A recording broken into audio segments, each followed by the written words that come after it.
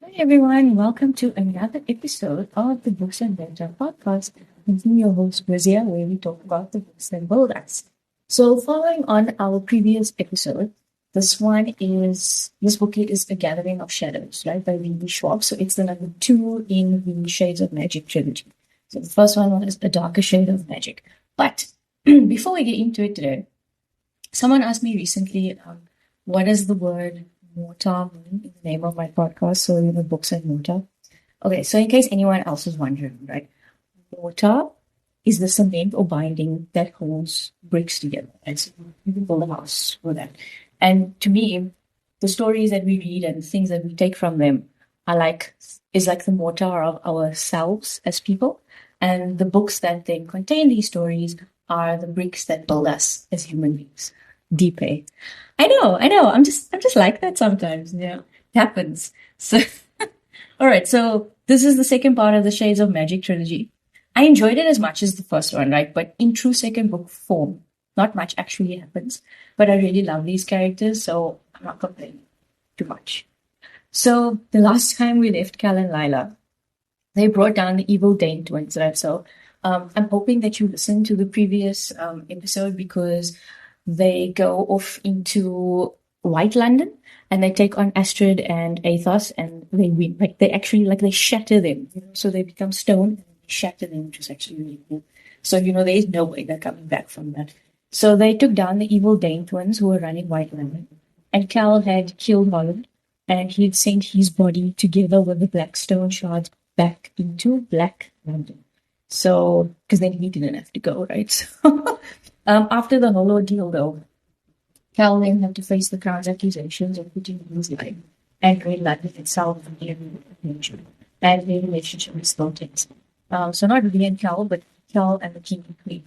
So Lila had left Cal to go and seek her own adventure, and boy, did she find it. She stayed in Red London at the end of the first book. So Master Tyrion had also told her that she has some kind of untapped power. So she's been practicing control over the elements. And where we are now, A Gathering of Shadows picks up with the infamous Lila Bard, who has created a new persona for herself. The Sorrows. The Sorrows. The Sorrows. I'm going to call her the Sorrows, right? Okay. So she's created this new persona for herself as a wraith that steals ships. So she's built up, right, from stones to ships. And the book opens with her on a quest to steal quite the notorious pirate ship to win a bet. Typical Lila. So she's also found herself on a place on the crew of the Night Spire. So this is a ship that's captained by Alucard Emery, the mysterious, handsome privateer. Not pirate, excuse you, privateer, right? So he sails for the crown, but he doesn't fly their flag and he takes like some liberties in general. So I actually think that he's completely Lila's cup of tea, right? So Lila says that he's playing a role and she's never quite sure who the real him is. And Alucard is as intrigued by Lila as she is by him. And Lila speaks English, which in Red London is like the language of the royals and the nobility. And Alucard can tell that English is actually her native language because he says that a person always has the habit of swearing in their native language. That's how he knew. And he seems to have an inkling that she's not from around those parts. So they spend a lot of time together, each of them dancing around their secrets, trying to find out what they can about the other, but giving away nothing of themselves. So as Lila says, Alucard is a man of secrets and she can't fault him for that. So she develops a respect for him while under his captaincy. All his men respect him and he has this rare ability to lead them and be their friend. So she then finds out that Alucard is actually a really, really skilled magician and he has the rare ability to see magic, which she doesn't quite understand. She's been honing her own abilities and while she has a special liking for fire, she's proven quite adept with water as well. And you get the feeling that there's a lot of power simmering inside Lila, which is quite interesting given that she's from Grey London, a place where magic was thought pretty much dormant, right? So luckily, though, she has Alucard around to teach her as well. And this is how their lessons went. Focus, scolded Alucard. I am focusing, said Lila, holding her hands on either side of the oil. You're not. Remember? Magic is like the ocean. Yeah, grumbled Lila. Waves. When waves go the same way, he lectured, ignoring her commentary. They build. When they collide, they cancel. Right, so I want to build the wave. No, said Alucard. Just let the power pass through you. Issa brushed against her. The spire rocked slightly with the sea. Her arms ached from holding them aloft, a bead of oil in each palm. It was her first lesson, and she was already failing. You're not trying. Go to hell. Don't fight it. Don't force it. Be an open door. What happened to the waves? Muttered Lila. Alucard ignored her. All elements are inherently connected. He rambled on while she struggled to summon fire. There's no hard line between one and the next. Instead, they exist on a spectrum, bleeding into one another. It's about finding which part of that spectrum pulls at you the strongest. Fire bleeds into air, which bleeds into water, which bleeds into earth, which bleeds into metal, which bleeds into bone. And magic? He crinkled his brow as if he didn't understand. Magic is in everything. Lila flexed her hands, focusing on the tension in her fingers because she needed to focus on something. Tiger, burning bright. Nothing. You're trying too hard. Lila let out an exasperated sound. Oh, I thought I wasn't trying hard enough. It's a balance, and your grip is too tight. I'm not even touching it. Of course you are. You're not just using your hands. You're exerting force. But force isn't the same as will. You're seizing a thing when you need only cradle it. You're trying to control the element, but it doesn't work like that. Not really. It's more of a conversation, question and answer, call and response. Wait, so is it waves or doors or conversations? It can be anything you like. You're a wretched teacher. So you can see it's going really well, right? So luckily, like Alucard is there, because otherwise, who knows? Things might have gotten confusing. So the big event that's taking place in Red London at the moment is the Essen Tasch, which is a tournament that names its winner the most powerful magician of three nations, Anisia, Pharaoh, and Vesca. I love books with a magical tournament. Oh my word, they're so awesome, right? So Ree has been put in charge of hosting the event, and he's the right person for the job, right? Because he really goes all out, like building floating stadiums on the river. But Ree has not been himself since Kell bound their lives. So if you remember, Ree died in a darker shade of magic, and then to bring him back, Kell connected their lives with the Black Stone. So as long as Kell lives, so does Ree. And Kell is like kind of holding that as like leverage over the king and queen at the moment. And along with this bond comes shared sensations, which like can be a little bit awkward, I imagine. But no thoughts or feelings, just sensations. So Ree says that Kell is very wary of hurting himself because Ree will feel his pain. But unfortunately, Ree doesn't seem to have similar reservations. But he does say that he feels like a burden to his brother now. So it goes like this. Every day Kell moved like Ree was made of glass, and it was driving them both mad. Because Kell had given him a gift he did not want, could never repay. He'd always envied his brother's strength, and now, in a horrible way, it was his. He was immortal, and he hated it. And he hated that he hated it. Hated that he'd become the thing he never wanted to be, a burden to his brother, a source of pain and suffering, a prison.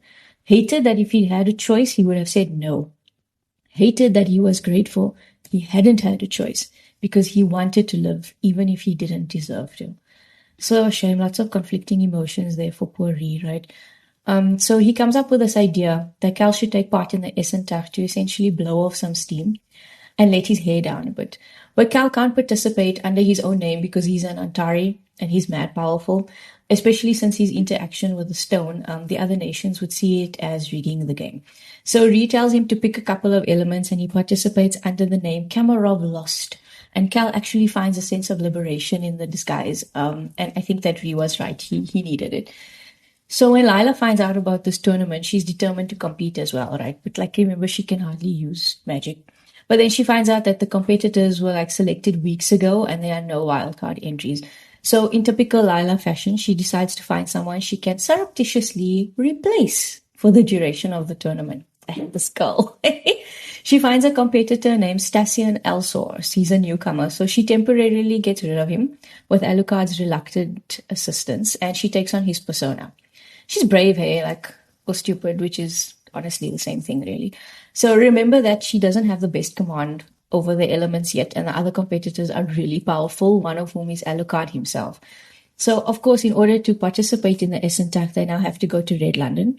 And it's been 4 months since Lila left Kell, and she didn't look back. He was very clear on that part. She didn't look back.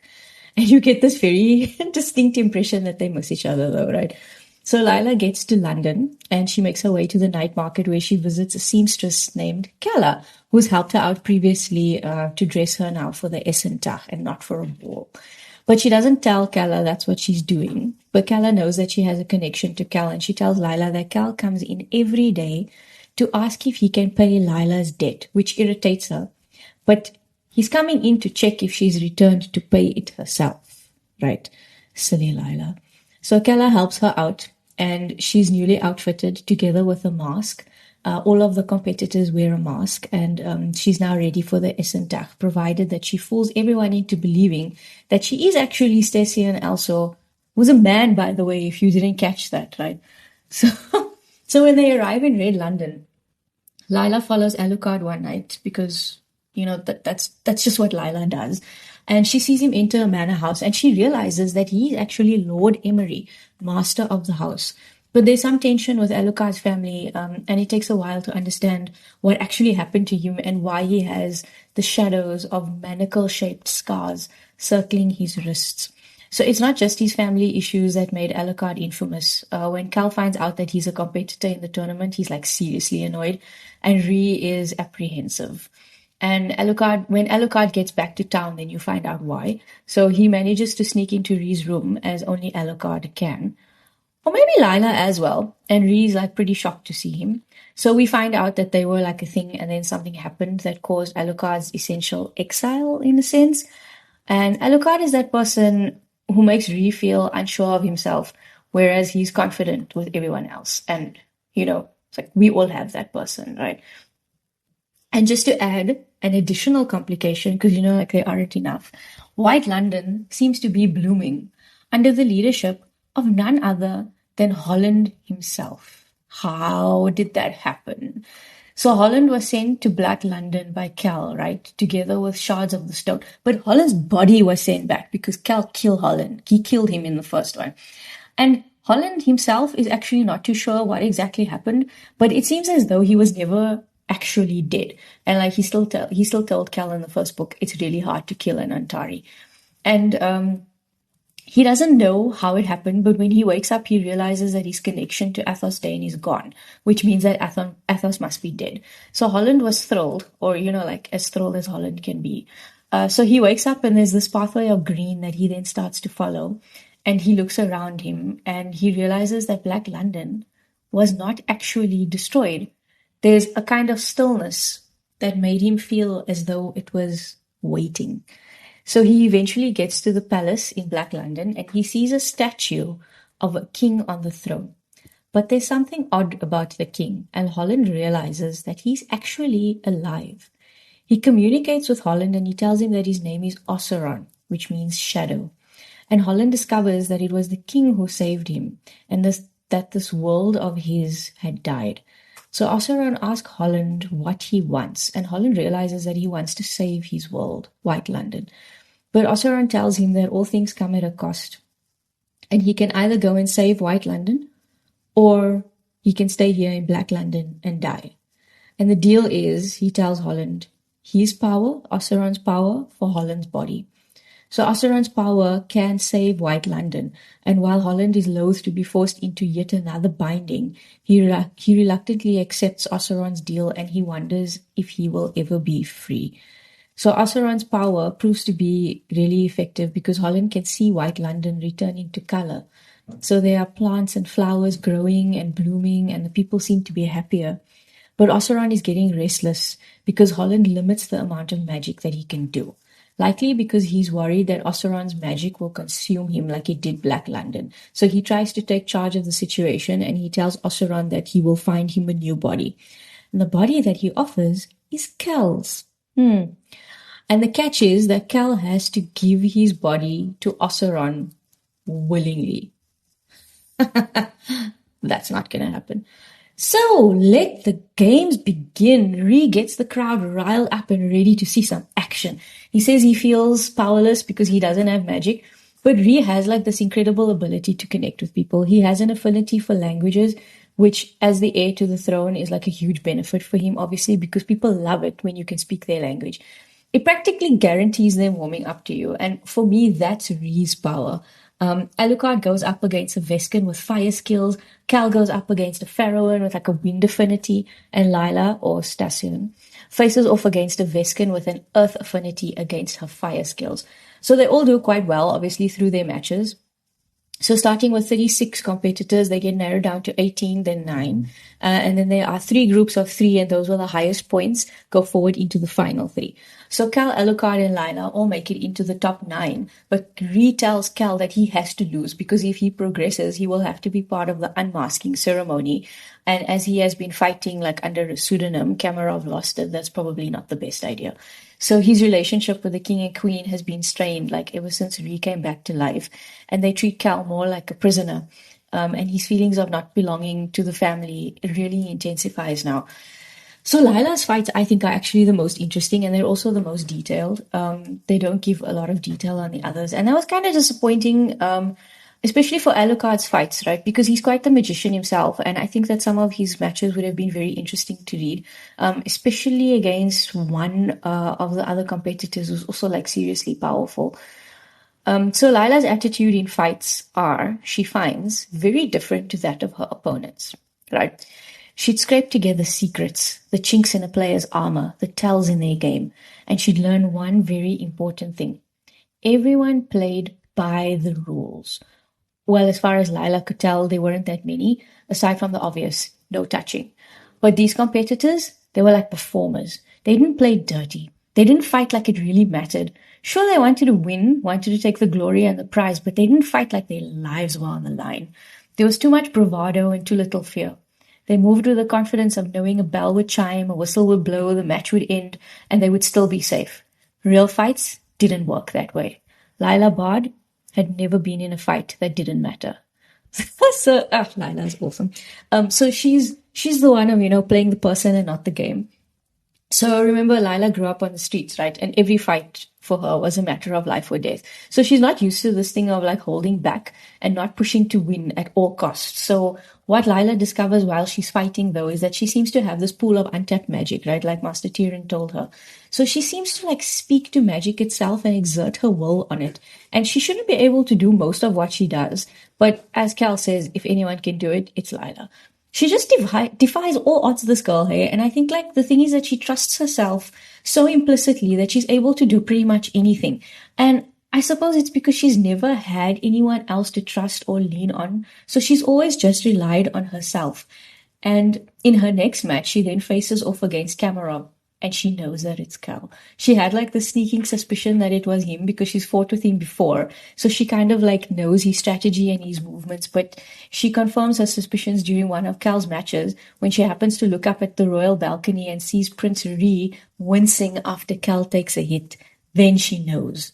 So remember, like, Kell and Ree are linked, right? So any pain Kell felt during his matches, Ree had to endure as well. So Kell realizes that Stassion is actually Lila during their match. They're so cute, and they missed each other. And I felt like it was such a perfect way to like, for Schwab to bring them back together in a fight because it just suits both of their personalities so well. And Lila wins against Kell, by the way. And she enters her 3rd round match, a bit fearful, but she reminds herself that she can do it. And this is how she does it. "What is that?" asked Esther, nodding down at a shard of pale stone in her hand. "A reminder," said Lila, tucking the chipped piece of statue into the coat slung over a cushion. "Of what?" asked Esther. Lila took up the dagger hilts and slid them into her forearm plates. "That I'm stronger than my odds," she said, striding out of the tent. "That I have crossed worlds and saved cities," she entered the stadium channel. "That I have defeated kings and queens." She adjusted the helmet and strode out into the arena, awash in cheers. "That I have survived impossible things. Rule stood in the center of the floor, a towering shape. That I am Lila Bard. She held out her spheres, her vision blurring for an instant before she let them go. And I am unstoppable. Can you imagine that as a movie trailer, right? Like that was just epic for me. Like seriously, do you see why I love her? So okay, in spite of that like epic pull up, she loses this match because the magic she has been expending is starting to take a toll on her. But oh my word, I love that. It's like start every morning off like that. I think Kell and LIla told her that using magic is a balancing act, and she doesn't seem to be balancing very well. And then Master Tyrion explains it to her quite nicely. Balance, he instructed, is not solely about magic. Some of it is simply common sense. The body is a vessel. If it is not handled carefully, it will crack. Everyone has limits. Even you, Miss Bard. I don't think she liked that, but anyway. So Cal was watching Lila's match from the palace balcony, and he sees her collapse. So he uses his Antari magic, and he like bursts into the competitor's tents to go and check on her, and then also to give her grief for not being careful. Cal, no one wants to hear that, So anyway, the king and queen have been treating Cal like a criminal, yeah? And the king told him that he needs to be confined to the palace for the duration of the tournament, which of course he didn't do, right? So I think he shouts at Lila also because of the frustration that's been building up and him feeling that he's the only person who's being held accountable for his actions.